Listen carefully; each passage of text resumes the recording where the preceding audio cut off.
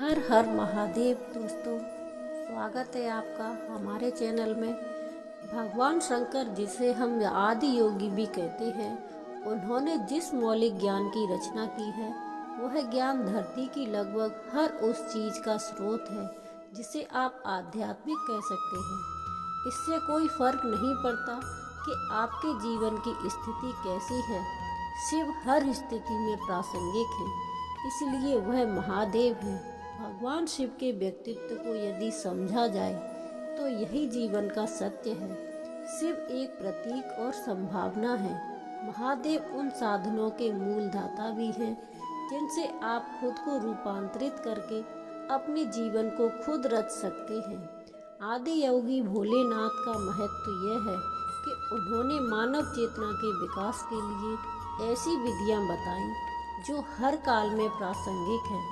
भगवान शंकर, जिसे हम आदि योगी भी कहते हैं, उन्होंने जिस मौलिक ज्ञान की रचना की है वह ज्ञान धरती की लगभग हर उस चीज़ का स्रोत है जिसे आप आध्यात्मिक कह सकते हैं। इससे कोई फर्क नहीं पड़ता कि आपके जीवन की स्थिति कैसी है, शिव हर स्थिति में प्रासंगिक है, इसलिए वह महादेव हैं। शिव क्षुद्र समस्याओं के लिए समाधान नहीं बल्कि मुक्ति के लिए हैं। शिव ऐसे लोगों को पसंद करते हैं जिनमें किसी चीज़ की ओर झुकाव ना हो बल्कि जो प्रज्वलित हो। हमने यह नहीं कहा कि शिव दिव्य हैं, हमने नहीं कहा कि शिव भगवान हैं, हमने कहा कि शिव वह है जो नहीं है। अस्तित्व में सबसे बड़ी शक्ति शिव है। शिव का अर्थ है कुछ ना होना। कुछ ना होना सब कुछ का आधार है। इससे कोई फर्क नहीं पड़ता कि आपके जीवन की स्थिति कैसी है, शिव हर स्थिति में प्रासंगिक है, इसलिए वह महादेव है। शिव क्षुद्र समस्याओं के लिए समाधान नहीं बल्कि मुक्ति के लिए है। ऐसा कहते हैं कि भगवान हर जगह हैं।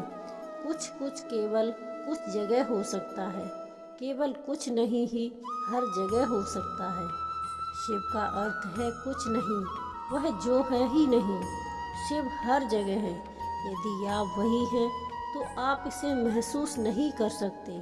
यदि आप नहीं हैं तो यह सब कुछ है जिसे हम शिव कहते हैं वह अस्तित्व का गैर भौतिक आयाम है जो वास्तव में ब्रह्मांड का सबसे बड़ा आयाम है।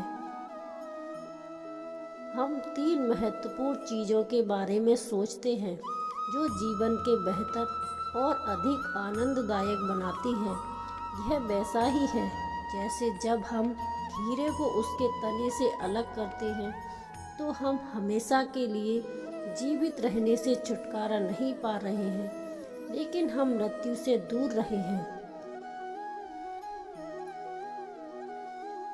भगवान शिव आप ही हैं जिन्होंने मृत्यु पर विजय प्राप्त की है और आप ही ब्रह्मांड के विनाश के लिए जिम्मेदार हैं ताकि पृथ्वी पर फिर से जीवन का वास हो सके। हे भगवान, आप नीलकंठ हैं क्योंकि आपका कंठ नीला है। हम हाथ जोड़कर आपको नमस्कार करते हैं। मैं धर्म, अर्थ, काम एवं मोक्ष से परे हूँ। मैं आनंदमय चेतना हूँ। मैं शिव हूँ। मैं शिव हूँ। लक्ष्य पर ध्यान दें। देवादिदेव महादेव को गहन ध्यान, चिंतन और एकाग्रता के लिए जाना जाता है। ठीक इसी तरह सफलता पाने के लिए आपको अपने लक्ष्य के प्रति ध्यान केंद्रित करने और एकाग्र होने की ज़रूरत है। इन चीज़ों से मन विचलित नहीं होता और यही सफलता का मूल मंत्र है। धन का उपयोग। शिव पुराण के अनुसार उचित तरीके से की गई कमाई को हमेशा 3 भागों में बांटना चाहिए। एक निवेश, दूसरा धन उपभोग, तीसरा धर्म के कार्य में व्यय करें।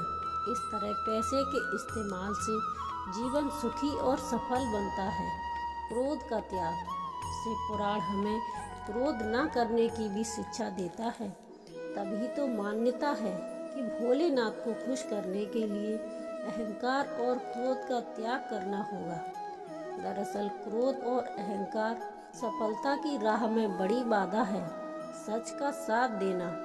शिव पुराण में सत्य बोलना और सत्य का साथ देने की सीख भी मिलती है। शिव पुराण के अनुसार जब माता पार्वती भगवान शिव से पूछती हैं कि सबसे बड़ा धर्म क्या है, तो भगवान शिव कहते हैं सत्य का साथ देना ही सबसे बड़ा धर्म है। मोह का त्याग। शिव पुराण हमें मोह के त्याग की भी शिक्षा देता है। दरअसल शिव पुराण में जिक्र है कि जब भोलेनाथ देवी सती का पार्थिव शरीर लेकर क्रोध में इधर उधर तांडव कर रहे थे, तब भगवान विष्णु ने सती के पार्थिव शरीर को छिन्न भिन्न कर भोलेनाथ का मोह तोड़ा था। यह संदर्भ हमें सिखाता है कि संसार में किसी भी वस्तु या लोगों से लगाव मानव को दुख और असफलता की ओर ले जाता है। तब शिव पुराण हमें सिखाता है कि अगर किसी चीज़ को पाना है तो हमें कठिन तप और मेहनत करनी होगी। उसी प्रकार से जैसे माता पार्वती ने शिव को पाने के लिए सालों कठिन तप किया था, हमें सीख लेनी चाहिए कि लक्ष्य के प्रति लगन और इरादे अडिग हो तो कोई भी बाधा या लालच हमें हरा नहीं सकता। कटु वचन न बोलना। शिव पुराण के मुताबिक सुबह और शाम के समय कभी कटु वचन नहीं बोलने चाहिए, ना ही किसी के प्रति मन में बुरे विचार लाएं। ऐसा करना पाप का भागी बनाता है। हमें अपने जीवन में इस बात को उतार लेना चाहिए। हर हर महादेव।